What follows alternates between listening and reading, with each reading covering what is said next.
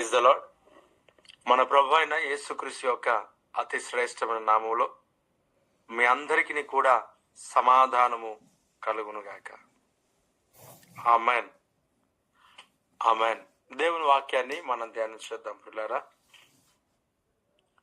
131వ కీర్తన, 131వ కీర్తన మొదటి వచనం నుంచి మొదటి వచనం నేను ఒకటి చదువుతా ఉన్నాను. నిన్న ఈ వాక్యాన్ని చెప్దాం అనుకున్నాను. యెహోవా నా హృదయము అహంకారం గలది కాదు, నా కన్నులు మీదు చూచుచున్నవి కావు. నాకు అందని వాటి అందైనను గొప్ప వాటి అందైనను నేను అభ్యాసము చేసుకునటలేదు. దేవునికి స్తోత్రం. ఇది యాత్ర కీర్తన, దావీదుది. దేవునికి మహిమ కలుగును గాక. ప్రియ దేవుని బిడ్డలారా, దేవుని సన్నిధిలో ఒక అద్భుతమైన మాట ఇక్కడ చెప్తా ఉన్నాడు. అక్కడ కనబడుతున్న విషయము, యెహోవా నా హృదయము అహంకారం కలిగినది కాదు. దేవునితో ఈ మాట చెప్పడం అనేది చాలా గొప్ప విషయం. ఇప్పుడు ఎవరెవరికో మనం తెలియజేస్తాం కదా, నేను కుళ్ళుబోతును కాదు, నేను అలా కాదు, నేను ఇలా కాదు, నేను మంచివాడును అని అనేక రకాలుగా మనల్ని మనము చెప్పుకోవడానికి ప్రయత్నం చేస్తాం. ఇక్కడ డైరెక్ట్గా ఈ యొక్క భక్తుడు దేవుడికే తెలియజేస్తా ఉన్నాడు. ఏమనంటే, దేవా నా హృదయం అయితే అహంకారం కలిగినది కాదు. చాలా ఈ గొప్ప మాటను భక్తుడు దావీదు తెలియచేయటం అనేది చాలా అద్భుతమైంది. నిజంగా మనం దేవునికి తెలియజేసే విషయంలో ఎలాగున్నాం?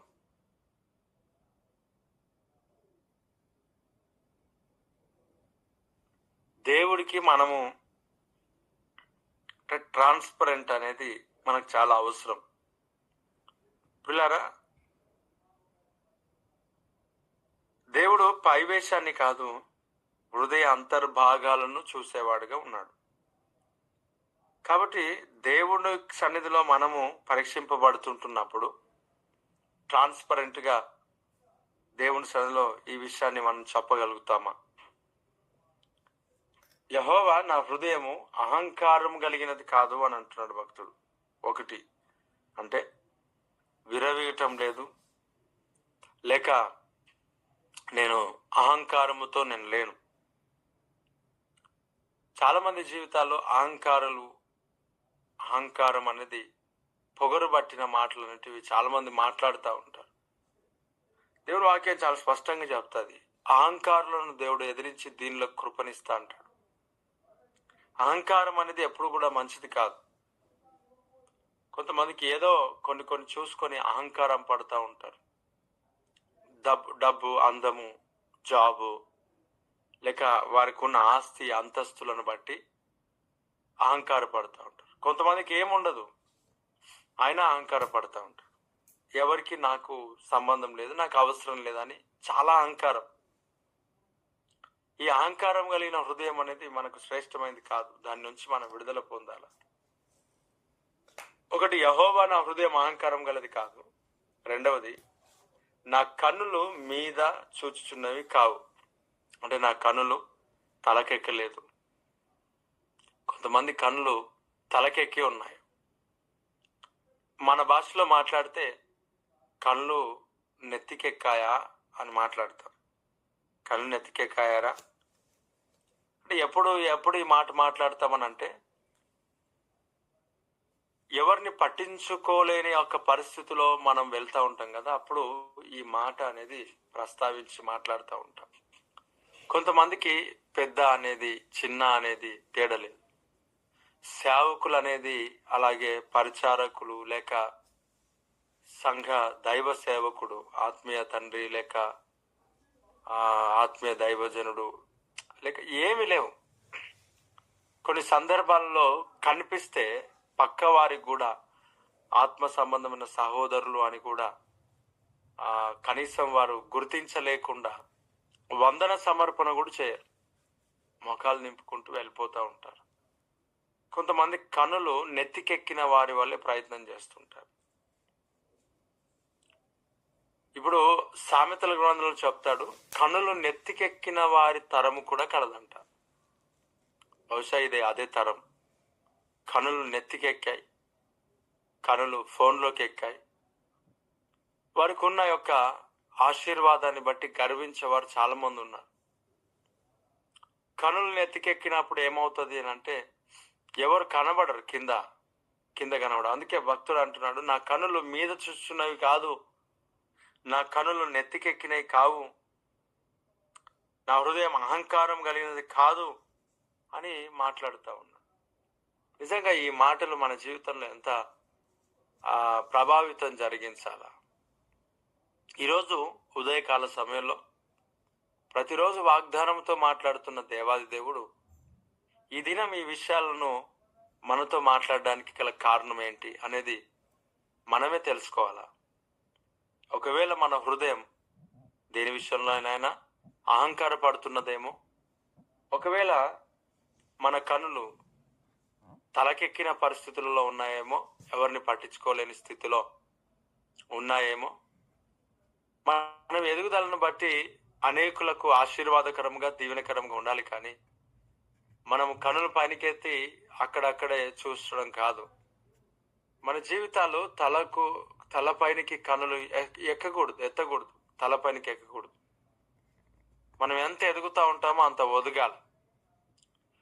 దేవుడు మనకిచ్చిన ఈ పరిచర్యలో నేను చూస్తూ ఉంటాను, కొంతమందికి వాక్యానికి అవకాశం ఇచ్చినప్పుడు, పాటలకు అవకాశం ఇచ్చినప్పుడు, ప్రార్థనకు అవకాశం ఇచ్చినప్పుడు, మంచి స్థానంలో దేవుడు వారికి కొన్ని సమయాల్లో ప్రభు ఒక ప్రేరేపణ బట్టి లేక వారి నమ్మకత్వాన్ని బట్టి ఇచ్చినప్పుడు ముందున్న ఆ యొక్క స్థితి, ఆ నమ్మకత్వాన్ని వారు కోల్పోతా ఉన్నారు.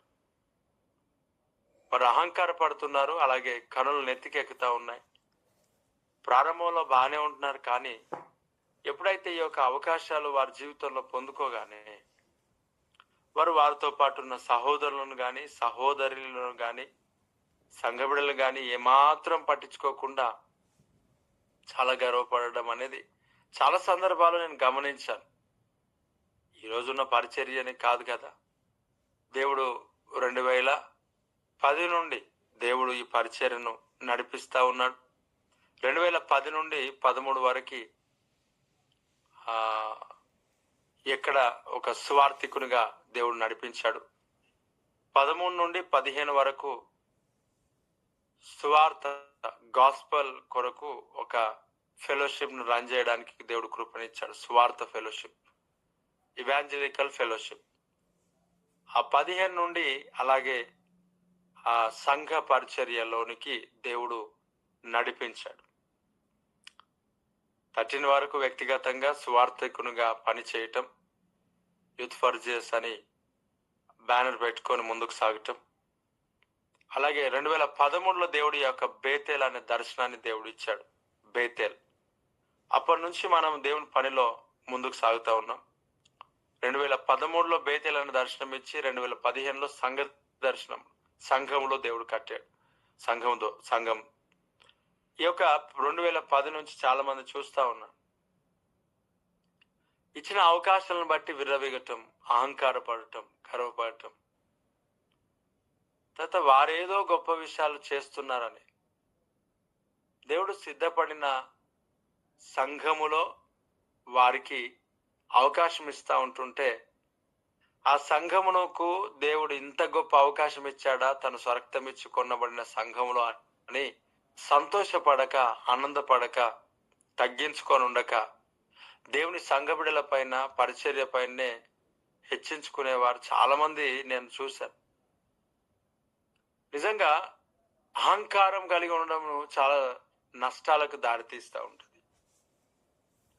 కన్నులు నెత్తికెక్కుతాయి, తన తోటి సహోదరులను పట్టించుకోరు. ఇంకా పనులు చేయరు, పనులు చేపిస్తారు. అనేక సందర్భాలు నాకు అనిపించింది, ప్రభా నేను ఈ అవకాశాలు ఎవరికి ఇవ్వాలా? ఇయ్యటంను బట్టి నువ్వేమో అనేకులను శిష్యులుగా తయారు చేయమన్నావు. స్టార్టింగ్ ఏమో వారి సాక్ష్యాలు బాగుంటాయి.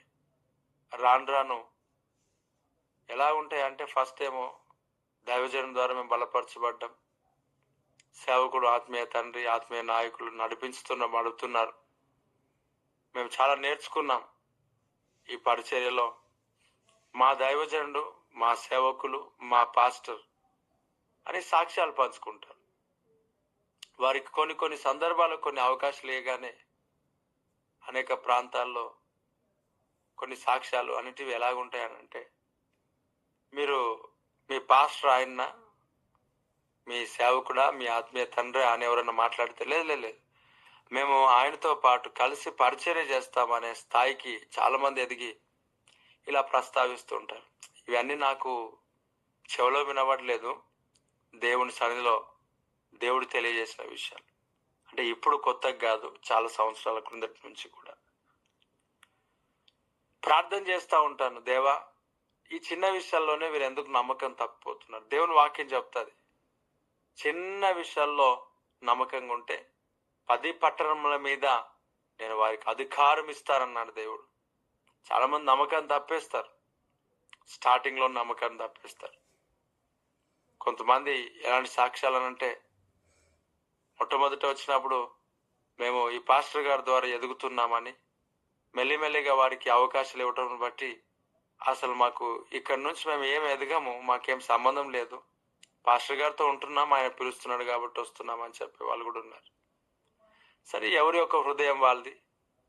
మన ఎదుగుదలలో వారు కూడా పాలిభాగస్తులుగా ఎదుగుతుంటున్నప్పుడు, లోతు యొక్క జీవితంలో ఎలాగైతే హెచ్చించుకున్నారో ఆశీర్వాదాన్ని బట్టి అలాగనే చాలా మంది జీవితాలు అలాగ తయారవుతూ ఉంటాయి. కానీ ఏం జరుగుతూ ఉందనంటే, ఎప్పుడైతే హెచ్చించుకుంటారో దేవుడు వారందరినీ కట్ చేయటం, ఈ పరిచర్యను ముందుకు తీసుకువెళ్ళటం, అనేకులకు దేవుడు దీవెనకరంగా మార్చటం అనేది నేను చూస్తాను, గమనిస్తా. మూడో విషయం ఏంటంటే ప్రియులారా, అక్కడ నాకు అందని వాటి అందైనను గొప్ప వాటి అందైనను నేను అభ్యాసము చేసుకునట్లేదు అని అంటాడు. ఈరోజు ఈ 3 విషయాలు మనం నేర్చుకోవాలి. 1, మన హృదయం అహంకారంగా ఉండకూడదు. 2, మన కళలు నెత్తికెక్కకూడదు. ఎంత ఎదిగినా కూడా మనము కింద స్థాయిలో మనం నేర్చుకోవాలి. 3వ విషయం ఏమనంటే ప్రియులారా, ఇవి మనం పాటిస్తే చాలా సమృద్ధిగా ఆశీర్వదకరంగా ఉంటాం. మూడో విషయం ఏమనంటే, ఇక్కడ అంటాడు, నాకు అందని వాటి విషయంలో నాకు గొప్ప వాటి అందరూ నేను ఏమేం చేయట్లేదు, అభ్యాసం చేయట్లేదు. అంటే నేను అవి నాకు రాలేని పరిస్థితిలో ఉన్న వాటిపైన నేను దృష్టి పెట్టుకోను, లేక గొప్ప స్థితిలో ఉండడానికి నేను ఆలోచన లేదు. నేను అందరికంటే ఉన్నత స్థితిలో ఉండాలన్న ఆలోచన, ఆశ నాకేం లేదు. చాలా మంది జీవితంలో వారికి ఉన్న పరిస్థితులు అంటే ఉన్నదానికంటే వారు అందుకోలేని వాటిపైన దృష్టి కలిగి ఉంటారు.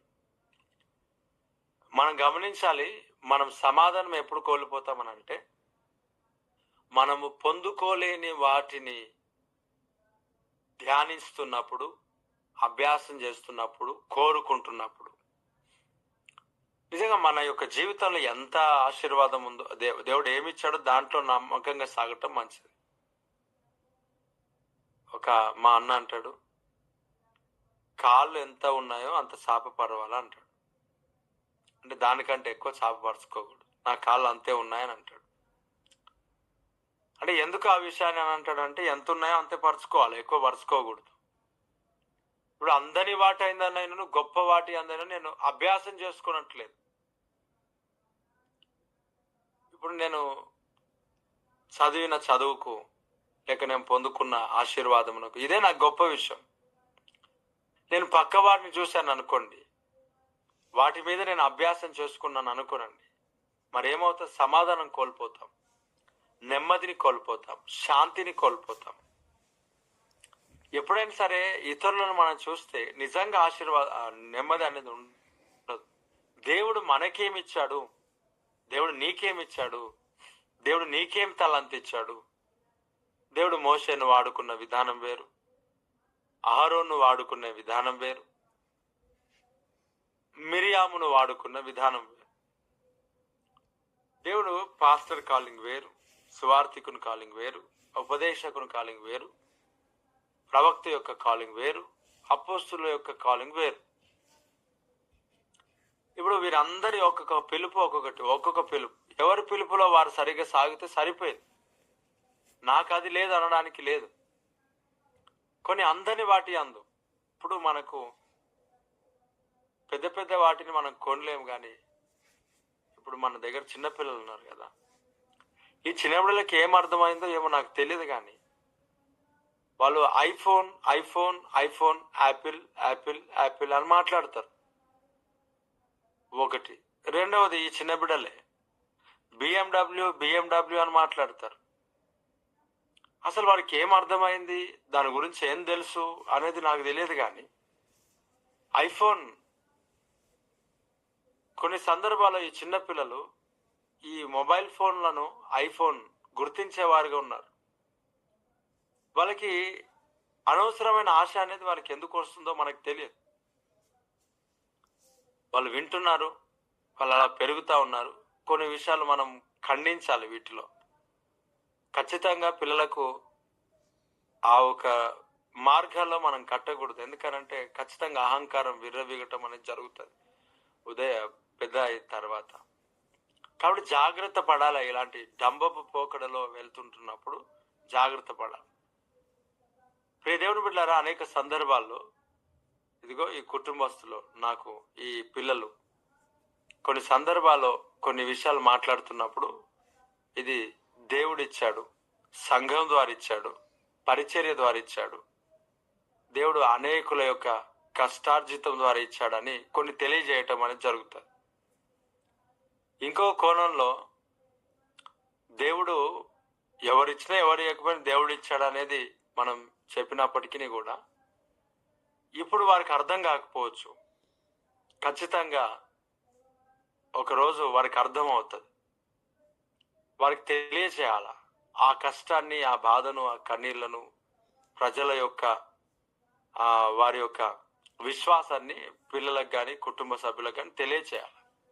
అదే సమయంలో నాతో పాటు పరిచర్య చేసే వారికి కూడా నేను చెప్తా ఉంటాను, మనం ఏం తింటున్నాం, మనము ఈ అన్నం ఆహారం తింటున్నామని అంటే నేను నా కుటుంబం దేవుని యొక్క సన్నిధిలో దేవుడు ఇచ్చాడు. దేవుడు ఎవరి ద్వారా ఇచ్చాడు అని అంటే విశ్వాసుల ద్వారా ఇచ్చాడు. కేవలం నా కుటుంబమే కాదు, మీరు ఇక్కడ నాతో పాటు ఉంటున్నారు కదా, మరి మీరు కూడా దీంట్లో పాలిభాగస్తులుగా ఉంటున్నారు. ప్రతి దాంట్లో కనీసం ఒక మంచినీళ్ళు, ఒక గ్లాస్ అయినా కానీ మంచినీళ్ళు అయినా కూడా పాలిభాగస్తులుగా ఉన్నారు. అనగా మీరు కూడా దాంట్లో ముందుకు సాగుతూ ఉన్నారు. కాబట్టి ఏం చేయాలా? వీరి కొరకు మనం ప్రార్థించాలా, మనం మొరపెట్టాలా. మీ బాధ్యత అది, మీ బాధ్యత. కుటుంబంలో ఏది వస్తువు వారి పిల్లలు తీసుకున్నా, ప్రభా కానుకలు ఇచ్చే ప్రతి హస్తాన్ని మీరు దీవించు, నూనంతలుగా ఫలమును దయచేయి, ఆశీర్వదించు. ప్రియదేవుని బిడ్డలారా, దేవుని పని అనేది సహకారం అనేది ఉంటేనే జరుగుతుంది, లేకపోతే జరగదు. ఈ మధ్యకాలంలో యూట్యూబ్లో అనేక మంది గాలి చెదరగొట్టేవారుగా ఉన్నారు కదా. చాలా మంది ప్రతి అన్యజనుడు కానీ క్రైస్తవుడు కానీ దశంభాగం ఊరికి ప్రస్తావిస్తూ అదేదో పెద్ద పాపముగా బూతుగా చిత్రీకరిస్తూ ఉన్నారు. వాక్యం స్పష్టంగా చెప్తుంది. వాక్యం తెలియని వారు వాళ్ళ దగ్గర వారి అన్యజనుల మధ్యలో కూడా, వారి యొక్క విశ్వాసములలో కూడా వారు ఏం చేస్తున్నారు అంటే నిలువు దోపిడి, ఆ దోపిడి, ఈ దోపిడి అన్ని వేసేసి వస్తున్నారు. అలా వారి యొక్క మందిరాలు కాపాడుకోవడానికి ప్రయత్నం చేస్తున్నారు. రెండవది, నాస్తికులు ఉన్నారు, వాళ్ళు కూడా ఆఫరింగ్స్ తీసుకున్నారు. ప్రేమను బట్టి జరిగేది. కానీ ఈ ప్రేమను బట్టి చేసిన తర్వాత ఎవరైనా హట్ అయిపోయినారు అనుకోండి, వెనుక తీసి ఏం చేస్తారంటే దూషిస్తూ ఉంటారు. అది సహజం. దేవుని వాక్యం చెప్తుంది, మీరు పూదిల్లోను, కొత్తిమీరలోను, అన్నిటిలోను, సోంపులోను, జీలకర్రలోను, ఆవుల్లోను 10వ వంతు తీస్తూ న్యాయమును కనికరమును మర్చిపోయినారు. అయితే నేను ఒకటి చెప్తున్నాను, వాటిని మానక వీటిని చేయుడని అన్నాడు. అయితే పిల్లలు చూడండి, ఈ ఐఫోన్, యాపిల్ ఫోన్, డంబప్ పోకడ ఇవన్నీ అంటే కలిగి ఉండడం కాదు నేను అనేది, కలిగి ఉండడం తప్పేం కాదు అని, కలిగి ఉండడం కాదు, మనము అందని వాటి అందు అనగా మనము అది మనం పొందుకోలేం. మంచి మంచి పెద్ద పెద్ద కార్స్ ని మనం పొందుకోలేం, వాటిపైన మనం దృష్టి నిలపాల్సిన అవసరం లేదు. స్థలాలు మనం పొందుకోలేం, వాటిపైన దృష్టి నిలపాల్సిన అవసరం లేదు. కొంతమంది విశ్వాసం అనే దాన్ని ముసుగులో ఈ యొక్క మార్గంలో వెళ్తున్నారు. విశ్వాసం ఉంది నాకు అని చెప్పి పెద్ద పెద్ద ఆడి కార్స్ ను, బిఎండబ్ల్యూ, ఐఫోను, ఆ ఫోను, ఈ ఫోన్ అని ఏసునాలో ట్రాన్స్ఫర్ అంటున్నారు. అది ఏమంటారు అని అంటే, నీ పొరుగు వారిని ఆశించడం అని అంటారు. విశ్వాసం ముసుగులో పొరుగు వారిని ఆశిస్తున్నారు కొంతమంది. అవును, కాబట్టి జాగ్రత్త కలిగి ఉండాలి. అందని వాటి అందైనను, గొప్ప వాటి అందైనను నా మనసు ఉంచుకొని నేను చాలా జాగ్రత్త పిల్లరా. ఎందుకనంటే ఎప్పుడైతే నిజంగా మన మనసు వీటిలో ఉండదో మన జీవితాలు ఎంత ప్రశాంతంగా ఉంటాయంటే చాలా ఆనందంగా. వాక్యం అంటది, మనసు ఎక్కడ ఉండాలంటే ఎవరి మనసు నా పైన అనుకున్నో వారిని నేను పూర్ణ శాంతి గలవానిగా చేస్తా. నీకు అందని విషయాల పైన ఎందుకు ఆలోచన చేస్తున్నావు? దేవుని మహిమార్థమై ప్రార్థన చేయడం వేరు, పొందుకోవటం వేరు. కానీ అనవసరంగా కొన్ని ఆశలు, పెద్దగా పోకడలు మనకు అవసరం లేదేమో. ఈరోజు నువ్వు శాంతి సమాధానంతో జీవించాలనంటే ఇతరుల యొక్క ఆశీర్వాదాన్ని అందని వాటి అందు వారు కొన్నారు కాబట్టి నాకు లేదని మనకి ఎప్పుడు బాధపడకూడదు. నీ పొరుగు వాడినిది ఏది ఆశించొద్దని దేవుని వాక్యం సెలవిస్తాం. కాబట్టి దేవుని సన్నిధిలో ఈ క్రిస్మస్ సీజన్లో కూడా నీ జీవితంలో అందని వాటి, నీకు షాపింగే ఈ సంవత్సరం అందకపోవచ్చు. గొప్ప గొప్ప శారీస్, గొప్ప గొప్ప బంగారం, గొప్ప గొప్ప డ్రెస్సెస్, సూట్స్ నీకు అందకపోవచ్చు. వాటి గురి పెట్టుకోవద్దు, అవసరం లేదు. ఉన్నా నీకు చాలు, కొంచెం చాలు, దేవుడిచ్చింది చాలు. ఎప్పుడైతే వీరు కొంటున్నారంటే వారి పరిస్థితి, వారి ఆర్థిక స్థితిగతులు వేరు ఉండొచ్చు. కొంతమంది ఏం చేస్తుంటారంటే వారిలాగున్నారు. ఒక మాట, వారి ఇన్కమ్ సోర్స్ని ఒకసారి ఆలోచించి, వారి యొక్క సపోర్ట్ని ఒకసారి ఆలోచించి. అనేక సందర్భాల్లో కొంతమంది ఇన్కమ్ కంటే అవుట్ గోయింగ్ ఎక్కువ ఉంటుంది. కొంతమంది పురుషులైనా, స్త్రీలైనా, పిల్లలైనా. ఇప్పుడు ఎంత మన రాబడి ఉందో దానికంటే బయటికి వెళ్ళడం. ఒక యవనస్తుడు ఉన్నాడు, ఏం సంపాదిస్తాడు? ఏం సంపాదించకపోయినా మొబైల్, ఐఫోన్ కావాలంట. కొంతమంది ఇంట్లోనే కూర్చుంటారు, పురుషులు కావచ్చు, స్త్రీలు కావచ్చు. ఏం సాధించకపోయినా వారికి రాయల్ ఎన్ఫీల్డ్ కావాలంట. మరి ఎందుకు ఎవరిని వేసుకొని తిరుగుతారో తెలియదు. పాపం ఒక ఫ్యామిలీ, ఒక మాట చెప్తాను, పాపం ఆమె మంచి జాబ్ చేస్తుంది, తన భార్య. తన భర్త ఏడిచి, కన్నీళ్లు గార్చి, చిన్నపిల్లలాగా చాక్లెట్ కొరకు ఏడ్చినట్టు, కారున్నది ఆల్రెడీ, రాయల్ ఎన్ఫీల్డ్ కొరకు ఏడ్చాడు. ఎవరి దగ్గర ఏడ్చాడు? తల్లిదండ్రుల దగ్గర కాదు. పెళ్ళి అయి, వివాహమై, పిల్లలు ఉన్న తర్వాత భార్య దగ్గర రాయల్ ఎన్ఫీల్డ్ అలిగడము, తినకపోవడం. పాపం ఆ భార్య ఈయన పైన కనికరించి, కృప చూపించి, ప్రేమించి రాయల్ ఎన్ఫీల్డ్ కొనిస్తే ఇప్పుడు ఈయన అంటాడు, నీకే వదిలేస్తా, జాబ్కు నీకే తీసుకొని వస్తా అన్నాడు. మొదట్లో 2-3 నెలలు బాగానే తీసుకొని వచ్చాడు, బోరు కొట్టింది పాపం ఆమెను దించేసి ఇంకొక ఆమెను ఎత్తుకొని వెళ్ళిపోతున్నాడు. ఇంకా పాపము ఆ యొక్క చెల్లెలు వచ్చి నా దగ్గర బాధపడుతూ ఉంది, అన్నా నా పరిస్థితి ఇది, మా భార్య వేరే వారితో తిరుగుతూ ఉన్నాడు, మా భర్త వేరే వారితో తిరుగుతూ ఉన్నాడు. మనసులో నేను అనుకున్నాను, మరి ఇప్పించావు కదా మన తిరుగుమని అని అనుకున్నాను, కానీ ఏమనలేదు. అని అనొద్దు కదా, దేవునికి స్తోత్రం. కాబట్టి మన జీవితాల్లో ప్రియులారా అనవసరమైన పోకడలో మనం వెళ్ళకూడదు. ఎంత ఉందో అంత. ఆ సహోదరునికి అసలు రాబడలేదు, గాలికి తిరుగుతాడు, కానీ రాయల్ ఎన్ఫీల్డ్ కావాలా? ఎందుకు అనవసరం అని అందని వాటి అందైనను, గొప్ప వాటి అందైనను మనసు నిలుపుకోవద్దు. నీ ఎడ్యుకేషన్ అక్కడి వరకు ఉండొచ్చు, దేవునికి స్తోత్రం. నీ జాబ్ అక్కడి వరకు ఉండొచ్చు, దేవునికి స్తోత్రం.